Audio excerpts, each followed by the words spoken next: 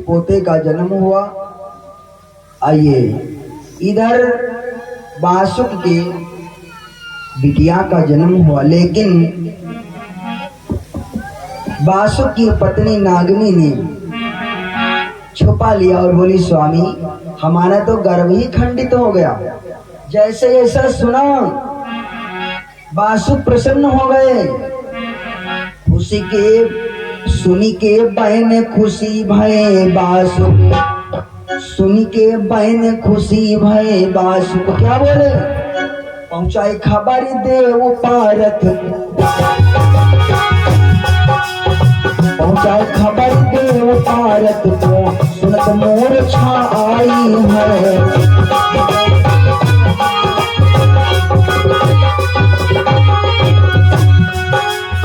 गंगाधारी दुष्ट बासुक ने, गंगाधारी दुष्ट बासुक ने फिर गिनी घट आई है।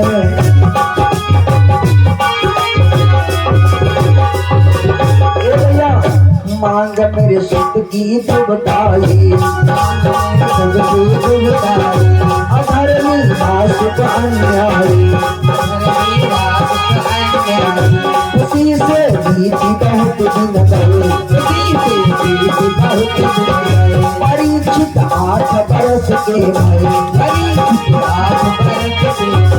भय, धनंतर गुरु सदा के विद्यार्थी ने पढ़ाई, यह छवि देख शेष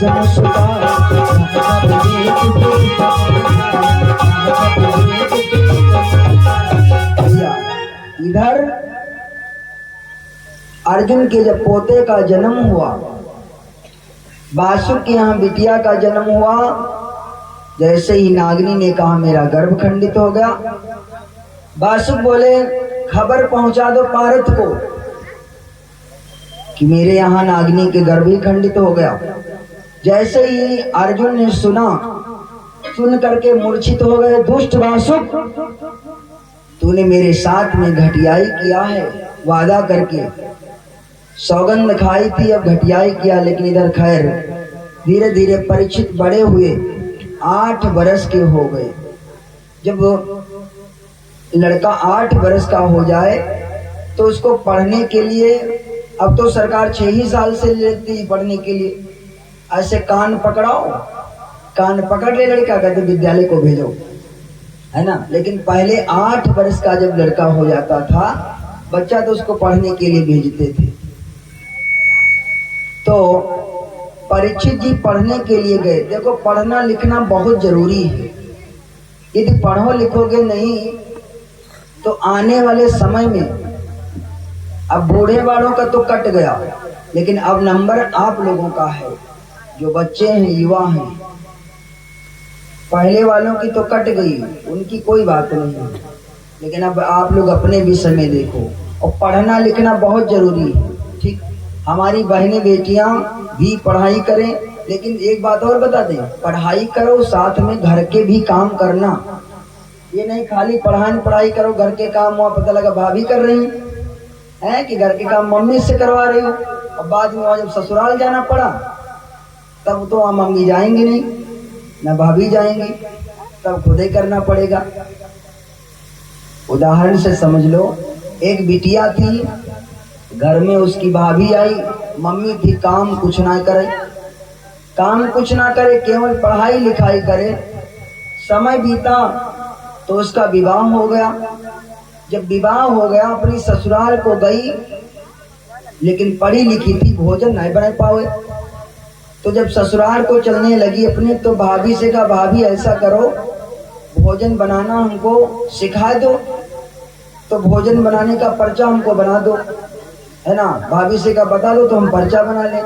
भाभी ने पर्चा बना करके और अपनी ननद की वही सूटकेस में रख दिया, बक्सा जैसा था उसमें रख दिया, कहा जाओ वहां पर्चा खोलना, अपना पढ़ पढ़ कर बना लेना। ससुराल को गई, 2-4 दिन तो ससुराल में बड़ी खातिरदारी होती है, खूब मांगते हैं सब लोग, है ना। ये पानी पी ले बिटिया, ये भोजन कर ले, हैं, ये खा ले, वो खा ले, बड़ी खातिरदारी। लेकिन धीरे धीरे जब कम पड़ने लगता है धीरे धीरे कम ही पड़ने लगता सम्मान। पहले साल, और बहू भी धीरे धीरे बढ़ने लगती है। पहले साल बहू जानते हो क्या होती है? पहले साल होती है चंद्रमुखी, जब ससुराल को जाती है, और पति होता है चकोर। फिर जब साल 2 साल बीतते हैं तो पत्नी चंद्रमुखी नहीं रह जाती, तब वो हो जाती है सूर्यमुखी, मतलब कुछ आंच न लगने लगती है धूप जैसी। तो फिर 2-3 साल बाद हो जाती है सूर्यमुखी, और जब 6-7 साल 8 साल बीते तो सूर्यमुखी नहीं रह जाती, तब हो जाती है ज्वालामुखी। बात बात पर लावा निकलते हैं, बात बात पर लावा मुंह से निकलते हैं। तो कहने का मतलब लड़ाई झगड़ा वो धीरे धीरे सम्मान में गिरावट आने लगती, चाहे जहां हो। तो आप जब वो सब ससुराल को गई तो 4-6-10 दिन तो उसकी सास ने बना करके खिलाया, लेकिन अब सब दिन थोड़े ना बना के कोई खिलाएगी। तो एक दिन सास बोली, बहू आज तू ही बेटा खाना बना ले। बहू ने कहा, जी मम्मी। अब बहू को खाना बनाना आता नहीं था, तो बहू ने वही लिस्ट निकाली जो उसकी भाभी ने दिया था। जैसे लिस्ट खोली तो उसमें लिखा था आलू ले। लिस्ट खोली, उसमें लिखा था आलू ले। आलू ले लिया। लिखा था आलू को काट ले, काट लिया। फिर लिखा था धुल ले। सोचा साबुन से धुले कि शैम्पू से धुले कि निरमा से धुले। लिखा था धुल ले। फिर पढ़ी लिखी तो सोचा अरे खाने पीने वाली चीजें साबुन शैम्पू साबुन से थोड़ी सा धुला जाता, निरमा से। खैर सब्जी को धुला। अब लिखा था आटा लें, आटा निकाला। फिर लिखा था उसको गीला करें। आटा लिया, बर्तन में निकाला, गीला करने के लिए पानी डालने लगा। जब पानी डालने लगी तो पानी हो गया थोड़ा ज्यादा। तो पानी ज्यादा हो गया तो आटा रोटी बनाने जैसा थोड़ी रहा, आटा हो गया गुलगुला बनाने वाला। भाई ज्यादा गीला होगा तो रोटियां बनेंगी नहीं, ये गुलगुला बनाने वाला हो गया। थोड़ी देर बाद सास आई, देखा अरे बहुरिया ये क्या किया, सारा आटा गीला कर दिया। क्या तेरे यहाँ रोटी वोटी नहीं बनाई जाती है क्या? खाया पिया नहीं जाता है? गलत कर दिया। ऐसा कर बेटिया गुलगुला बना लो। अब उसने गुलगुला बनाना शुरू किया तो आटा थोड़ा टाइट था, तो उठाया पानी लोटे से और झोंक दिया। जब और डाल दिया तो आटा हो गया और ढीला। अब वो कि गुलगुला नहीं बने, ना पकौड़ी गुलगुला ना रोटी काम करेगा। फिर सास थोड़ी देर बाद घूम के आई, बोली बहुरिया अरे ये क्या कर दिया तूने, अब ये गुलगुला इससे पकौड़ी भी नहीं बनेगी। ऐसा कर बहुरिया चिल्ला बना लो। चिल्ला आप लोग खाए हैं? हाँ, बारिश के मौसम में बनते हैं, लेकिन हमको वह नहीं पसंद है, हम नहीं खाते। बोलो वृंदावन बिहारी लाल की।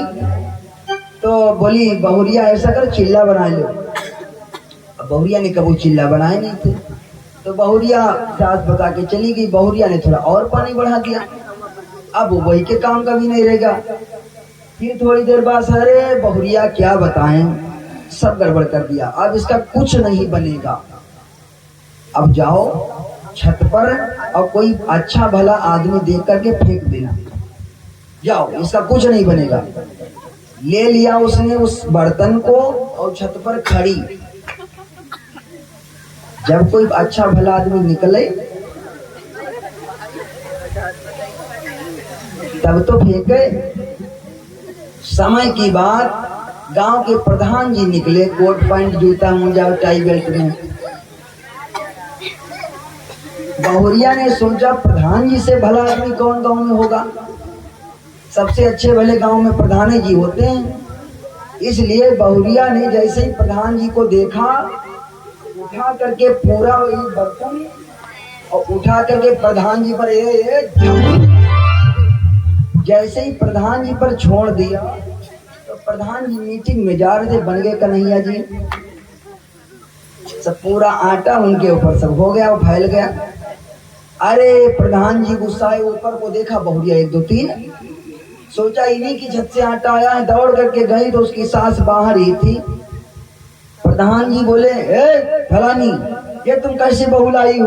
अरे ये भी नहीं पता कम से कम कोई कहाँ जा रहा है, ऐसे समय कहीं आटा डालना चाहिए, देखो हमारे सारे कपड़े गंदे कर दिए, अब बताओ हम कैसे जाएं? सास ने बुलाया, बहुरिया ये तूने क्या किया? प्रधान जी के ऊपर आटा डाल दिया बेटा, ये क्या किया?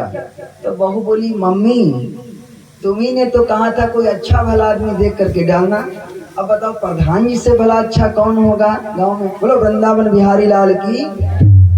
कहने का मतलब पढ़ाई लिखाई के साथ में घर के भी काम करना बहुत जरूरी है, नहीं तो पता लगा पढ़ाई पढ़ाई किए, है ना। और हमारे भैया लोग भी ऐसे होते हैं, हमारी बिटियां जो माताएं बने होती हैं, बहनें बेटियां, वो तो खूब पढ़ाई करती हैं, जानते हैं, जब देखो तो फर्स्ट नंबर हमारी बहनों का ही आता है। रिजल्ट हम लोग देखते तो पहला नंबर, चाहे महमूदाबाद में सीता इंटर कॉलेज हो, चाहे जितने भी बड़े विद्यालय, पहले नंबर पर लिस्ट बहनों की ही लगती है। अब भैया लोग हमारे 0 सन्नाटा कभी कभी आ जाता है, मेहनत कम करते हैं ना, तो हम उनके लिए कहते हैं, मान लो आपने पढ़ाई नहीं किया, मेहनत, और आपके यहाँ पत्नी आई, वो पढ़ी लिखी मिल गई, तो जानते हो क्या होता है? वो तो पढ़ी लिखी है और वो अनपढ़ है। मैंने उस दिन बोला था अनपढ़ जो है तो आपस में मेल नहीं खा पाता है, तो जानते हो क्या होता है? तभी मामला गड़बड़ हो जाता है। एक पद दिया था, एक लाइन सुन लो आप लोग। जिनके पास बड़े वाले फोन है तो सर्च करना, आपको मोबाइल पर भी हमारे गीत मिल जाएंगे जितने हम आपको सुनाएंगे। नंबर डालना हमारा या नाम डालना, आ जाएगा, सुनना मोबाइल। और जिनके पास फोन है तो आप लोग सब्सक्राइब कर लीजिए, जरूर जोड़ लीजिए, आपको भजन सुनने को गीत मिलेंगे।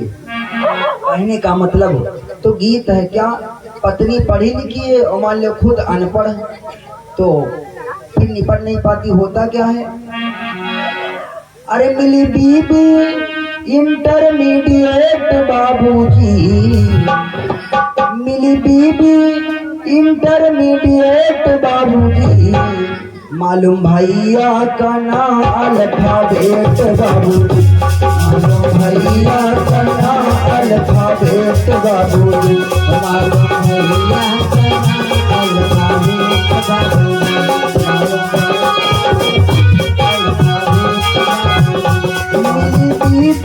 इंटरमीडिएट बाबूजी, बीबी इंटरमीडिएट बाबूजी, मालूम भैया का नाम अल्फाबेट बाबूजी, मालूम भैया का नाम अल्फाबेट बाबूजी, मालूम भैया का नाम अल्फाबेट बाबूजी।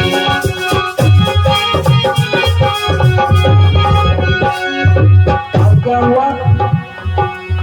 बीबी मिल गई पढ़ी लिखी और खुद अनपढ़।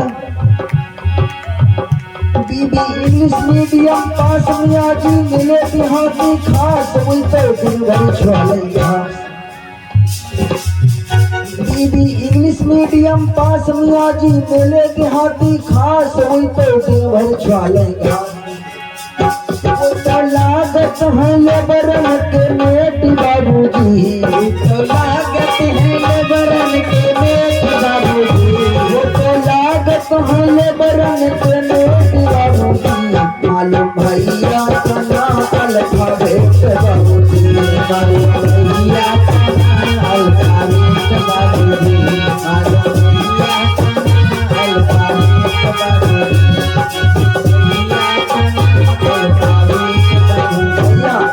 अब क्या हुआ? पत्नी पढ़ी लिखी तो वो इंग्लिश में बात करे। बीबी बोली ला वाटर, तो भैया ला ग्रीन टमाटर, वो बोली दो डाइट मिस्टर, ये क्या कर रहे हो? बीबी बोली ला वाटर, भैया ला ग्रीन टमाटर, वो बोली दो डाइट मिस्टर, ये क्या कर रहे हो? तो हो जाना गर्लफ्रेंड टूर्नामेंट बाबूजी,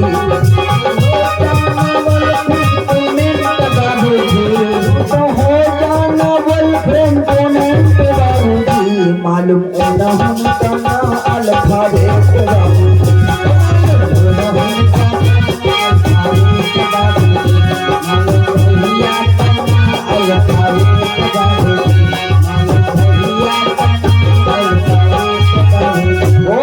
बीबी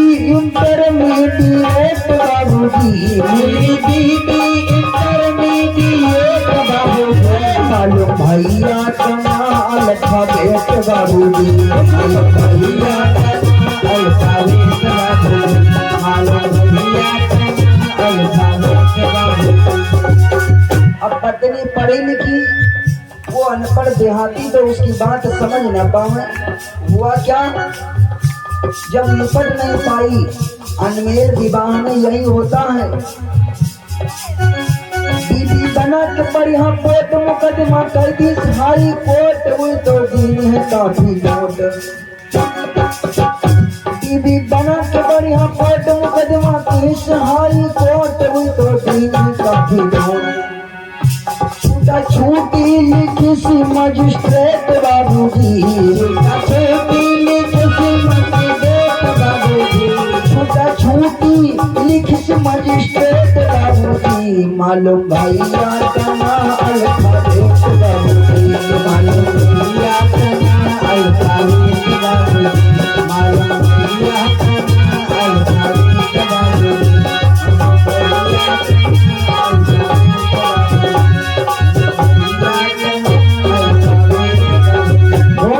बीबी इंटरमीडिएट बाबूजी, मेरी बीबी इंटरमीडिएट बाबूजी। मालूम भैया का नाम अल्फाबेट बाबूजी, मालूम भैया का नाम अल्फाबेट बाबूजी, मालूम भैया का नाम अल्फाबेट बाबूजी।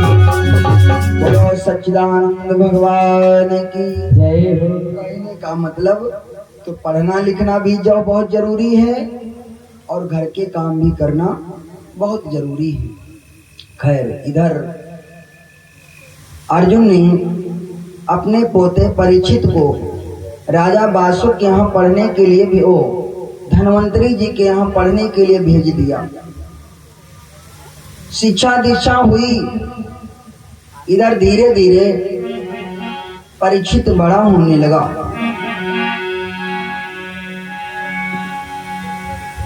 होए गयो कुमार बरस 12 को। परीक्षित धीरे धीरे 12 बरस के हो गए। और जब परीक्षित 12 बरस के हो गए तो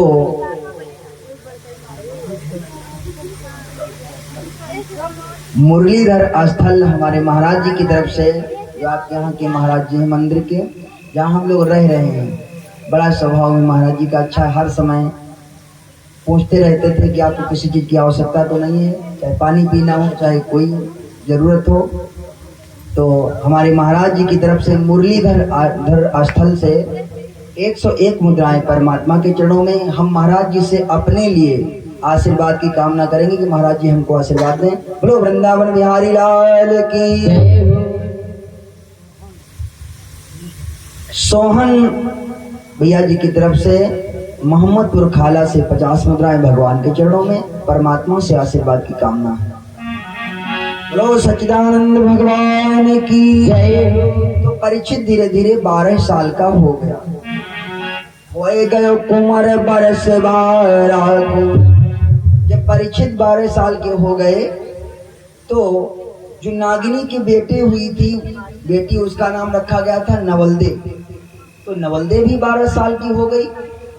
और लड़कों से बेटियां बहनें हमारी जल्दी सयानी होती हैं, इसलिए जो परीक्षित 12 साल के हो गए तो नागिनी भी 12 साल की हो गई।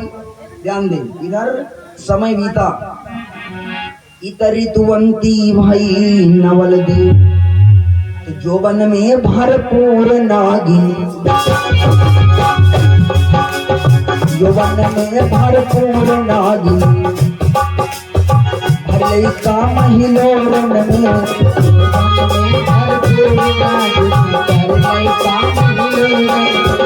शीश महल भारा के, शीश महल भारा के ऊपर ले रही प्यार झकोरन में।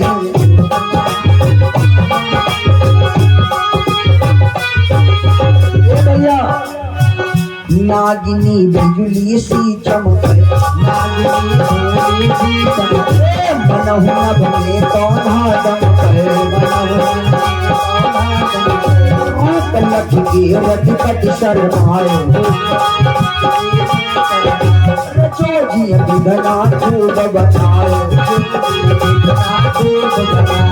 मारे तीर ब्याह के बैरन,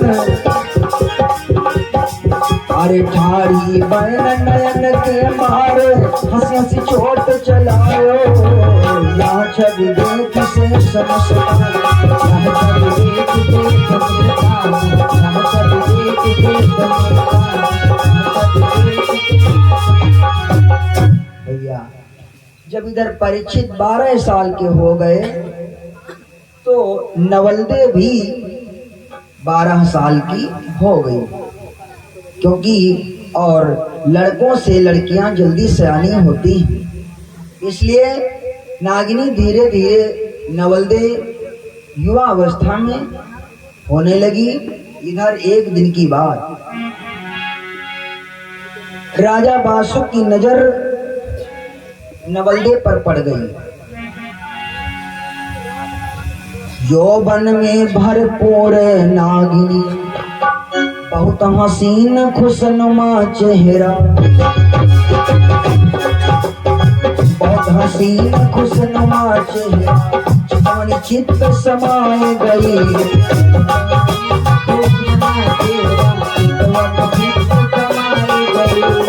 मारे तीर बिरह के तन में मारे सतह बनाए गई।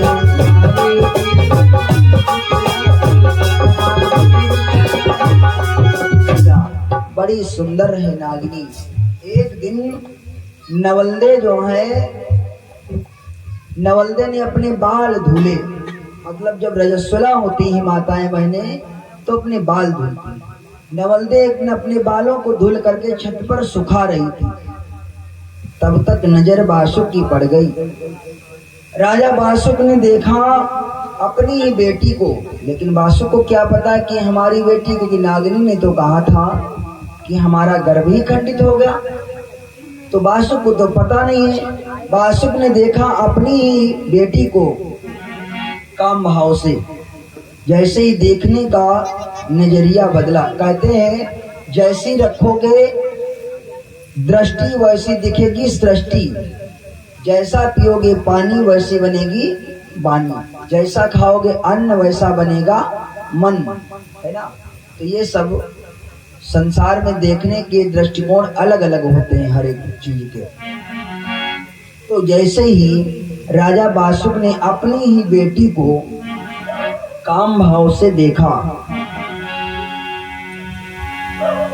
फौरन राजा बासुक कोढ़ी हो गए। अपनी ही बेटी को गलत नजरों से देखा, राजा बासुक कोढ़ी हो गए। और जैसे ही नागिनी ने देखा, आज पिता देख के सुता, नवलदे चादर ओढ़ी, भूप कहे ये कौन घर में, जे देख के होई गयो कोढ़ी। राजा बासुक ने अपनी पत्नी से पूछा, देवी ये कौन है हमारे यहाँ लड़की जिसको देख करके मैं कोढ़ी हो गया हूँ। नागिनी ने बतलाया, स्वामी ये आपकी ही बेटी है। जैसे सुना अपनी ही बेटी को, फौरन नारी बयान कर साफ, पति एक कन्या आपकी, तुम्हें लगो है मनसा को पाप, अमृत मिले स्नान करो तब काया सुंदर होएगी।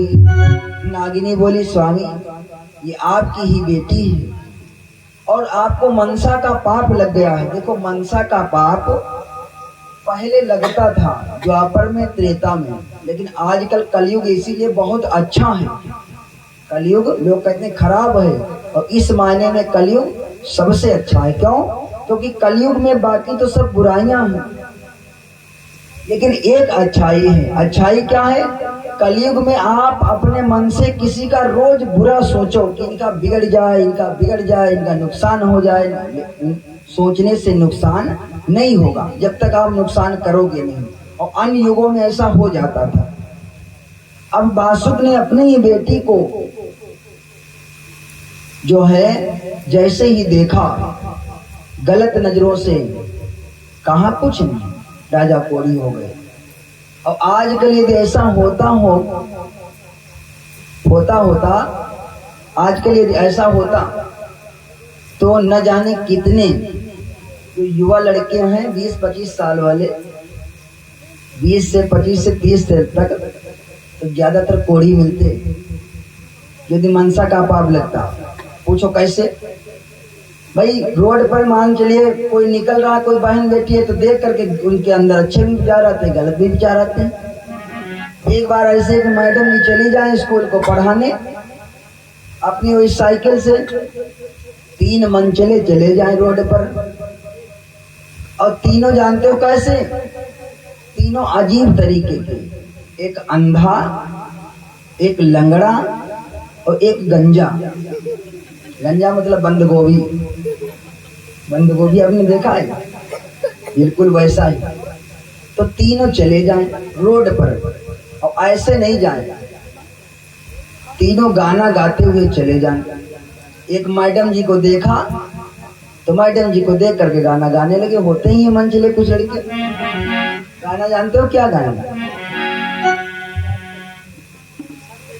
गंजा बोला जानते हो क्या?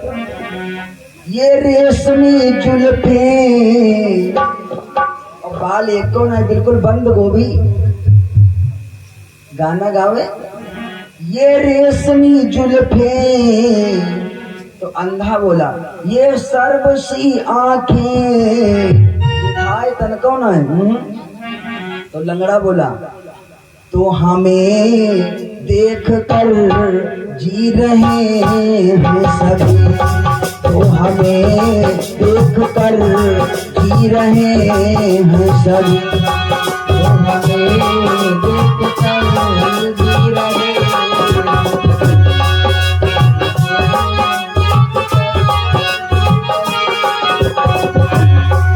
ये रेशमी जुल्फे, ये सर्वसी आंखें, रेशमी जुल्फे, ये सर्वसी आंखें, तो हमें देख कर जी रहे हैं सभी, तो हमें देख कर जी रहे हैं सभी, तो हमें देख कर जी रहे हैं।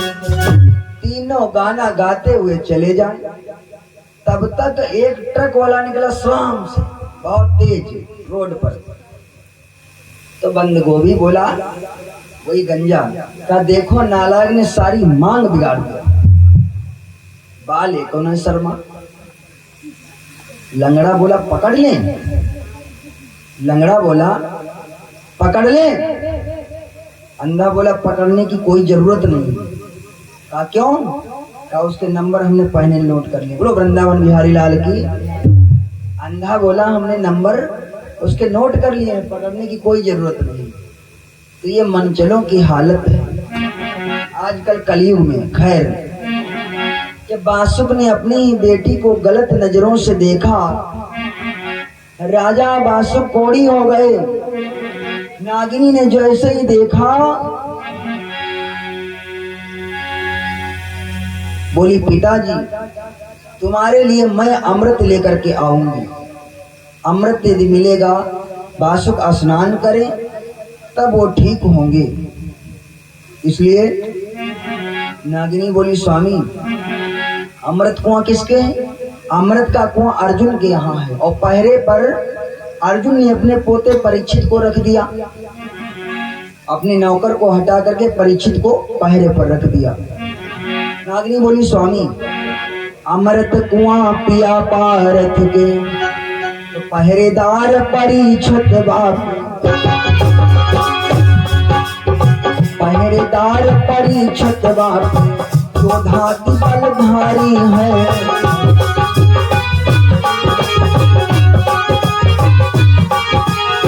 अपरंपार पार नहीं बल को युज विद्याधारी है।